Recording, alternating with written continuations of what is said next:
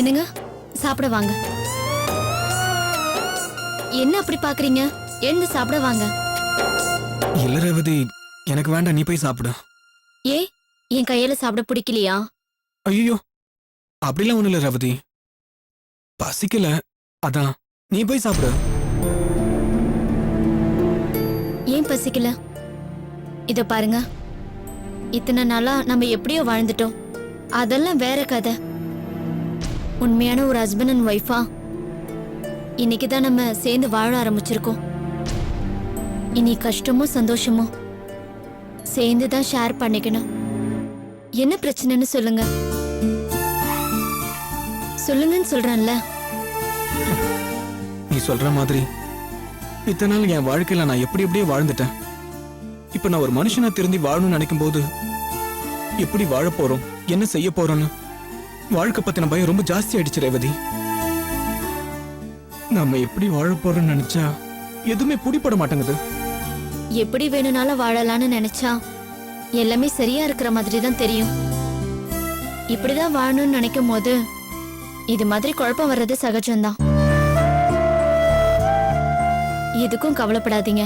படிச்சிருக்கீங்க. 4 கம்பெனி ஏறி இறங்குனா கண்டிப்பா ஒரு நல்ல கம்பெனில உங்களுக்கு வேலை கிடைக்கும். இல்ல ரேவதி, பேருக்கு தான் நாங்க காலேஜ் போனோம். எந்த சர்டிபிகேட்டும் நாங்க படிச்சு வாங்கல, பணம் கொடுத்து தான் வாங்கணும். ஆனா அந்த சர்டிபிகேட் மூலமா எங்களுக்கு எந்த நல்லதும் நடக்காதுன்னு நினைச்சு சொத்தெல்லாம் ஆசிரமத்துக்கு எழுதி வச்சப்பவே எங்க சர்டிபிகேட் எல்லாத்தையும் நாங்க எரிச்சிட்டோம். பரவாயில்லங்க. பாவப்பட்ட எந்த விஷயமும் உங்க பக்கத்திலே இருக்க கூடாதுன்னு நினைச்சது நல்ல விஷயம்தான். கவலைப்படாதீங்க. ஏதாவது ஒரு தொழில் ஆரம்பிச்சா கண்டிப்பா நீங்க அதுல முன்னுக்கு வந்துருவீங்க. இல்ல ரேவதி, எந்த தொழில் ஆரம்பிக்கிறதுக்கும் கையில கொஞ்சமாச்சும் பணம் வேணுமே. இப்பதான் நிறைய பேங்க்ல எல்லாருக்கும் கடன் கொடுக்கறாங்களே. எல்லாருக்கும் கொடுப்பாங்க, ஆனா எங்களுக்கு கொடுக்க மாட்டாங்களே. நாங்க யாரு, யாரோட தம்பியா வாழ்ந்தோம், யார் யார்கிட்டலாம் பிரச்சனை பண்ணிருக்கோம், எத்தனை கேஸ்ல உள்ள போயிட்டு வந்திருக்கோம், இது எல்லாமே இங்க இருக்கிறவங்க எல்லாருக்கும் தெரியும். சாட்சி கையெழுத்து போட கூட யாரும் வரமாட்டாங்க. அதுவும் இல்லாம எந்த நம்பிக்கையில எங்களுக்கு பேங்க் லோன் தரும்? இப்ப எங்ககிட்ட எதுவுமே இல்லையே. இது பாருங்க, இந்த உலகத்துல எதுவுமே இல்லாத மனுஷன்னு யாருமே கிடையாது. எல்லா மனுஷங்கிட்டயுமே ஏதாவது மிஞ்சி இருக்கும். அது தன்னம்பிக்கையும் தைரியமா கூட இருக்கலாம். அதை வளர்த்துக்கிட்டா போதும், இந்த உலகத்துல அத்தனையும் வசப்படும். அதனால இனிமே எப்படி வாழ போறோம்னு தெரியாம கவலைப்பட்டுக்கிட்டு இருக்காம எப்படியும் நம்ம வாழ்வோன்னு நம்பிக்கையோட கால் எடுத்து வைங்க. அடுத்தடுத்த அடிக்கி அதுவா பாதை உருவாகும்.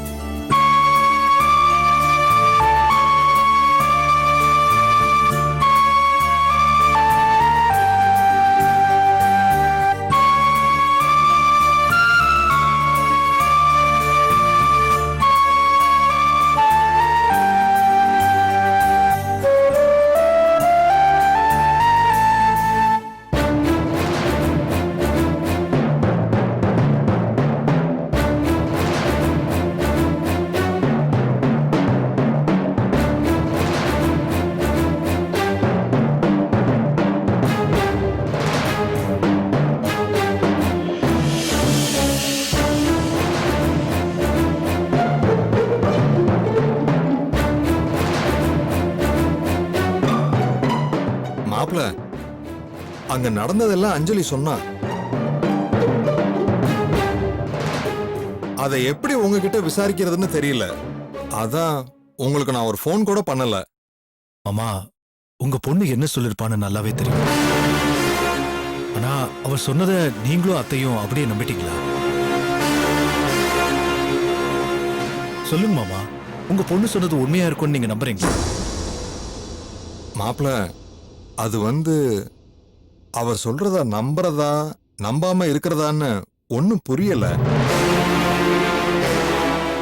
நீங்க சொல்லுங்க மாப்ள, அங்க என்னதான் பிரச்சனை? நடந்ததெல்லாம் நான் தான் விலாவரியா சொன்னேன்ல, அப்புறம் என்னங்க விசாரிச்சிட்டு இருக்கீங்க?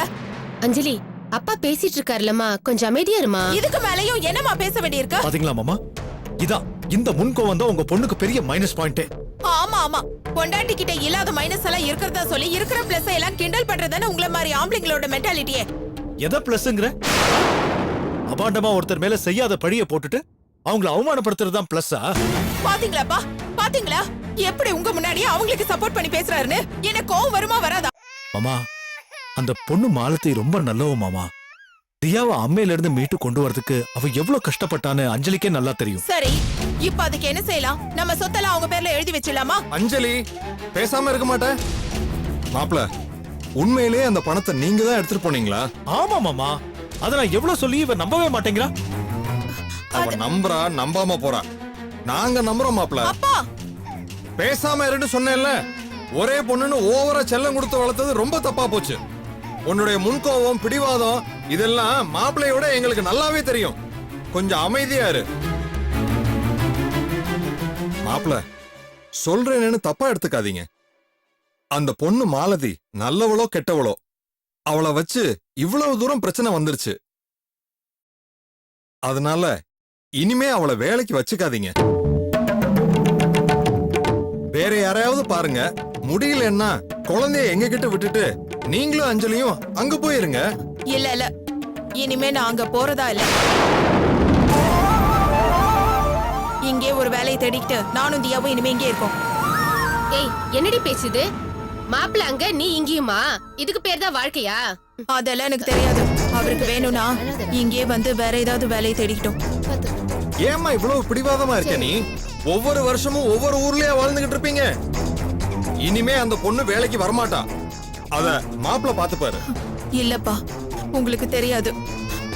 அந்த மாலதி அப்பாவி மாதிரி முகத்தை வச்சுக்கிட்டு இவர்கிட்ட பேசி திரும்பவும் எப்படியாவது வேலைக்கு வந்து சேர்ந்துருவாங்க. எனக்கு குழந்தை பிறக்காதுன்னு தெரிஞ்ச உடனே நான் சாகுற முடிவுக்கு போனேன். அப்போ கடவுளா பார்த்து இந்த தியாவை என்கிட்ட ஒப்படைச்சாரு. இவளை பிரிச்சு என்னால இருக்கவே முடியாது. ஆனா அந்த மாலதி குழந்தைய பாத்துக்கிறேங்கிற சாக்குல தியா மேல எப்ப ஒரு கண்ணாவே இருக்கா. என் தியா கூட அவங்க வந்ததுல இருந்து என்னை விட அவங்க மேலதான் ரொம்ப அஃபெக்ஷனா இருக்கா.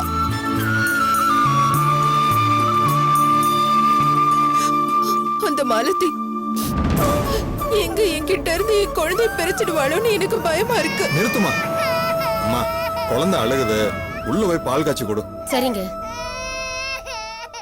ஏமா, நீ முதல்ல என்கிட்ட நீ என்ன சொன்ன?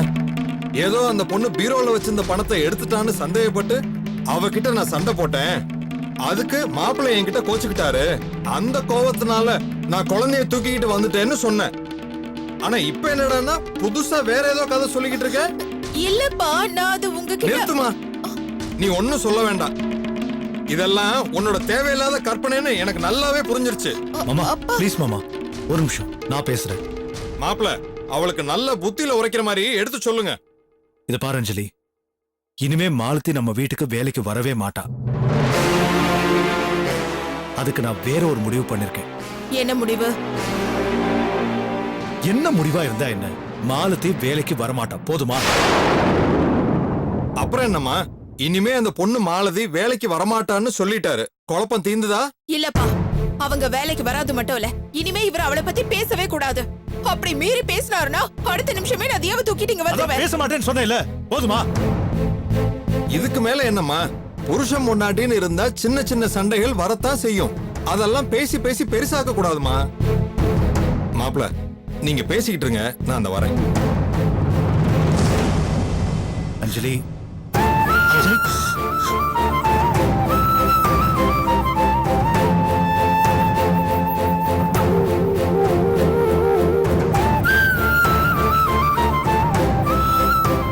சரி, இப்போ ஊருக்கு எப்படி?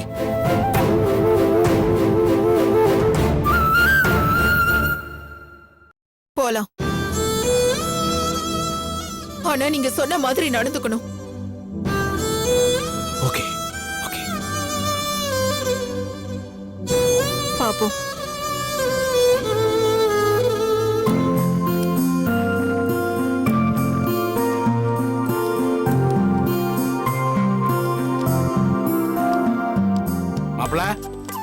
வாங்க மாமா வாங்க வாங்க அத்தை. வணக்கம் மாப்பிள்ள. உள்ள வாங்க, எல்லாருமே உள்ளதா இருக்காங்க.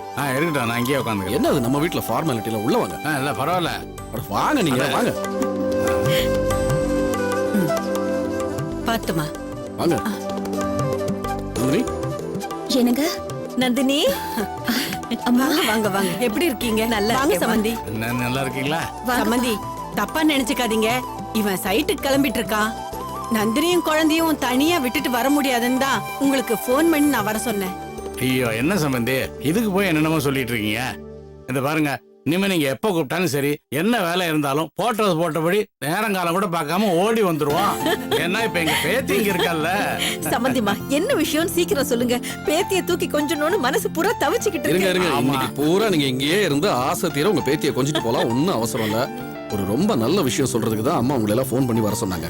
அப்படியா? என்ன என்ன என்ன என்ன சம்பந்தி, என்ன விஷயம்? சொல்லுங்க சம்பந்திமா. இருங்க இருங்க, அதுக்கு முன்னாடி அதை விட ஒரு நல்ல விஷயம் நான் உங்களுக்கு சொல்ல போறேன். அப்படியா? என்ன மாப்பிள்ள? உங்க பேத்தி பிறந்த நேரம் மாமா. நந்தினிக்கு ரொம்ப சீக்கிரமே பார்வை வரதுக்கு சான்சஸ் நிறைய இருக்கு. மாப்பிள்ள, என்ன என்ன மாப்பிள்ள சொல்றீங்க? எப்படி எப்படி சொல்றீங்க? உண்மையாவா? இவளுக்கு ரெகுலரா நம்ம பாக்குற டாக்டர் ஃபோன் பண்ணிருந்தாங்க.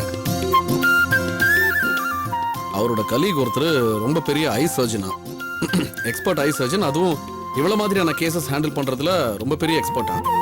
சரி,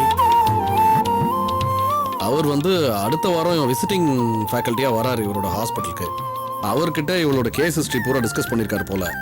அவர் எல்லாத்தையும் பார்த்துட்டு இது ஒரு பிரச்சனையே கிடையாது, இந்த மாதிரி நான் ஒரு 15-20 கேசஸ் ஹேண்டில் பண்ணிருக்கேன், இதுக்காக மாசக்கணக்கா வெயிட் பண்ண வேண்டிய அவசியமெல்லாம் இருக்காது, இமீடியட்டா பார்வை வரதுக்கான எல்லா சான்சஸும் இருக்கு, நீங்க ஜஸ்ட் பேஷண்ட்டை கூட்டிட்டு வாங்க, பார்வை வரதுக்கு நான் பொறுப்புன்னு உங்க பேஷண்ட்டுக்கு அஷ்யூர் பண்ணுங்க அப்படின்னு சொன்னாராம்.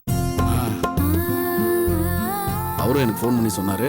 சோ நந்தினிக்கு ரொம்ப ரொம்ப சீக்கிரம் பார்வை வரதுக்கான எல்லா சான்சஸும் இருக்கு. கடவுளே கடவுளே, இந்த டாக்டர் மூலமாவது என் பொண்ணுக்கு கண் பார்வை கிடைச்சிடணும். கிடைச்சிடணும் இல்ல, கிடைச்சாச்சு. ஏன்னா அந்த டாக்டரோட கிரெடென்ஷியல்ஸ் நானும் வெப்சைட்ல வெரிஃபை பண்ணேன். பக்காவான டாக்டர், இதுக்கு முன்னாடி இந்த மாதிரி கேசஸ் நிறைய ஹேண்டில் பண்ணிருக்காரு. நானும் அவர்கிட்ட போன்ல பேசினேன். 100% அவளுக்கு பார்வை வரும். மா, இப்போ நீ சொல்ல வந்ததை சொல்லு.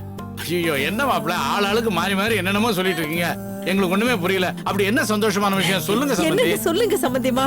சொல்லுமா. சமந்தி, எத்தனையோ கஷ்டங்களை தாங்கிக்கிட்டு நந்தினி நமக்கு நல்லபடியா பேத்திய பெத்து கொடுத்திருக்கா. அந்த பேத்திக்கு ஒரு பேர் சூட்டு விழா வச்சா ரொம்ப நல்லா இருக்கும் நாங்கெல்லாம் நினைக்கிறோம். அது விஷயமா உங்ககிட்ட கலந்து பேசலாம் தான் வர சொன்னோம். இன்னைக்கு யார் முகத்துல முழிச்சனோ தெரியல, சந்தோஷத்துக்கு மேல சந்தோஷமான விஷயமாவே சொல்லிட்டு இருக்கீங்க. ஆமா சம்பந்தி, மாப்பிள்ள சொல்றத வச்சு பார்த்தா எப்படியும் இன்னும் ஒரு 10-15 நாளைக்குள்ள நந்தினிக்கு கண் பார்வை அவ குழந்தைய அவ கண்குளிரா பார்க்க போறா. அதுக்கு முன்னாடி வாய் நிறைய அவ குழந்தைய அவ பேர் சொல்லி கூப்பிடுறது இன்னும் ஒரு சந்தோஷமான விஷயம் தானே. ஆமா சமந்தி. அதனால நீங்க சொல்ற மாதிரியே பேர் சூட்டு விழாவை சீக்கிரமே பிரமாதமா செஞ்சிருவோம் சம்பந்தி. அப்பா, ஃபங்க்ஷனுக்கு நம்ம மாலத்தி, ரேவதி, ஆறுமுகன்னு நம்ம சொந்தக்காரங்க எல்லாரையும் கூப்பிடணும்பா. கண்டிப்பா, அவங்கெல்லாம் இல்லாமையா எல்லாரையும் கூப்பிட்டு பிரமாதமா தடபுடலா கொண்டாடிடுவோம். என்ன மாப்பிள்ள நான் சொல்றது? என்ன கேட்கணுமா? இது உங்க வீட்டு ஆமா function. நந்தினி, ஆமா. என் பேத்தியை கொடுக்கலாங்க. வாட சொல்ல, வாட குட்டி, பாட்டுக்கிட்ட வந்துட்டீங்களா? பாட்டு பாருங்க, பாட்டு பாருங்க செல்லம். இவ நம்ம 2 குடும்பத்துக்கும் பேத்தி மட்டும் இல்ல, இனிமே நம்ம 2 குடும்பத்துக்குமே எந்த கஷ்டமும் வராம பாத்துக்கிற கடவுளும் கூட. நீங்க சொல்றது சத்தியமான வார்த்தை சம்பந்தி. ஏய் ஏய், தாத்தா வந்திருக்காரு, நீ பாக்கலையா? பாரு பாரு பாரு, தாத்தா பாரு. தாத்தா பாரு, தாத்தா பாரு.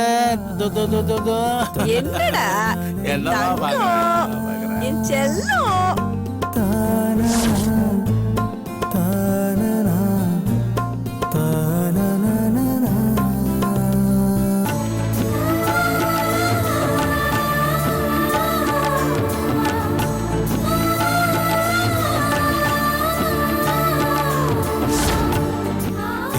நீ சந்திக்கிறது இதுவே கடைசியா இருக்கு.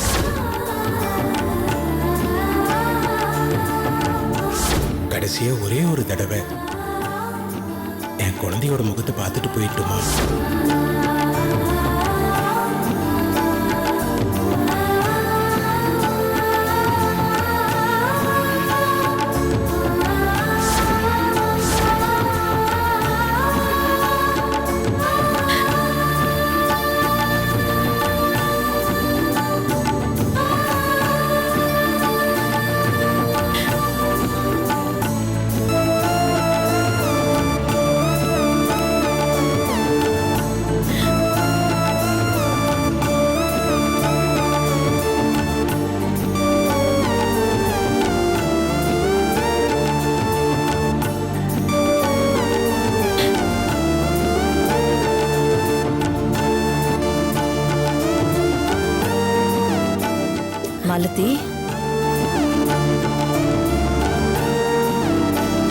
நீ ஏன் இப்படி அழுதுட்டு இருக்கேன்னு புரியுது மாலதி.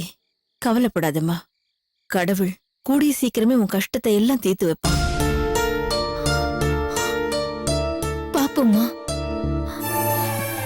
அந்த கடவுள் என் வாழ்க்கையில தான் கொஞ்சம் கருணை காட்டலைனாலும் என் தங்கச்சி வாழ்க்கையிலாவது கொஞ்சம் கொஞ்சம் கருணை காட்ட ஆரம்பிச்சிருக்கான். அந்த வகையில எனக்கு சந்தோஷம்தாம்மா. கவலைப்படாதம்மா. உன் மேலே நிச்சயமா கடவுள் கருணை காட்டுவாரு. இப்பதானே நம்ம குடும்பத்துல நல்ல விஷயம் எல்லாம் நடக்க ஆரம்பிச்சிருக்கு. நந்தினி குழந்தைக்கு பேர் வைக்கிறதுக்கு நாம எல்லாரும் போயிட்டு வந்துருவோம்மா. நான் வரலம்மா. ஏம்மா? நல்ல காரியம் நடக்கிற இடத்துக்கு நான் எதுக்குமா வரணும்? ஏண்டி இப்படி எல்லாம் பேசுற? வரக்கூடாதுமா. நீங்களும் அப்போ மட்டும் போயிட்டு வந்துருங்க. ஏன் நீ வரக்கூடாதுங்கிற? என்னம்மா இப்படி கேக்குற? எவ்வளவோ கஷ்டத்துக்கு அப்புறமா நந்தினி இந்த குழந்தைய பெத்து எடுத்திருக்கா. அந்த குழந்தைக்கு முதல்ல ஒரு நல்ல காரியம்னா அது இந்த பேர் வைக்கிறது தான். இந்த மாதிரி நடக்கிற விஷயத்துல இந்த தரித்திரம் பிடிச்சவ எதுக்காக கலந்துக்கணும்? மாலதி, இப்ப என்னாச்சுன்னு இப்படி எல்லாம் புலம்பிக்கிட்டு இருக்க? இனிமே என்னமா நடக்கணும்? நான் தொட்டாதான் எதுவுமே தொழுங்க மாட்டேங்குது. காணாம போன என் குழந்தைய நான் பார்க்காம இருந்திருந்தா கூட என் விதி நினைச்சு நான் விட்டுருப்பேன். ஆனா என் தரித்திரம் பிடிச்ச வாழ்க்கையால என் குழந்தை என் கையில கிடைச்சோம். நான் மறுபடியும் தொலைச்சிட்டு நிக்கிறேனேமா. ஒரு பக்கம் பார்த்தா உங்க பேச்சையும் மீறி என் புருஷனை எப்படியும் காப்பாத்திடணுங்கிறதுக்காக நான் எவ்வளவோ கஷ்டப்பட்டேன். இப்ப என்ன ஆச்சு பாத்தீங்களா? அடுத்த டயாலிசிஸ் பண்றதுக்கு மட்டும் என்கிட்ட கொஞ்சம் காசு இருக்கு. அதுக்கப்புறம் நான் என்ன பண்ண போறேன்? நேத்து பாத்தீங்கல்ல, எப்படியோ என்னால அவரை காப்பாத்த முடியாதுங்கிறதுக்காக தான் என் புருஷனே என்கிட்ட நான் ஒதுங்கி போய்க்கிறேன்னு சொல்லிட்டு போயிட்டாரு. என்னால இவர்கிட்ட என்ன பதில் சொல்ல முடிஞ்சது? நான் ராசி இல்லாதவமா. ஒருவேளை அந்த மனுஷனை நான் காப்பாத்தணும்னு நினைக்காம இருந்திருந்தா கூட அந்த கடவுளை கூட அவரை காப்பாத்திருப்பாரோ என்னமோ. அதனாலதாம்மா சொல்றேன், இந்த விளங்காதவள இனிமே எந்த நல்லதுலயும் சேர்த்துக்காதீங்கம்மா. என் குழந்தைய கூட நான் இனிமே எட்டு நின்னுதான் பாக்கணும்னு எனக்கு தோணுது. என் தரித்திரம் அவளையும் ஆட்டி படிச்சிடுமோன்னு எனக்கு பயமா இருக்குமா. ஏண்டி இப்படி எல்லாம் பேசுற? ஒருத்தியோட ராசி தாண்டி நம்ம குடும்பத்தை இது வரைக்கும் காப்பாத்திக்கிட்டு இருக்கு. இனிமே நம்ம குடும்பத்துல எந்த நல்லது நடந்தாலும் அதுக்கு ஓ ராசிதாமா காரணமா இருக்கும். நீ இப்படி கஷ்டப்படுறதுக்கு காரணம் இந்த பாவி வயித்துல வந்து பிறந்தது தாண்டி காரணம். அம்மா, நீ மகாலட்சுமி மா, நீ மகாலட்சுமி. அழாதடா, அழாத. இவரு அழக்கூடாது, அழக்கூடாது. நீ மகாலட்சுமி மா, மகாலட்சுமி.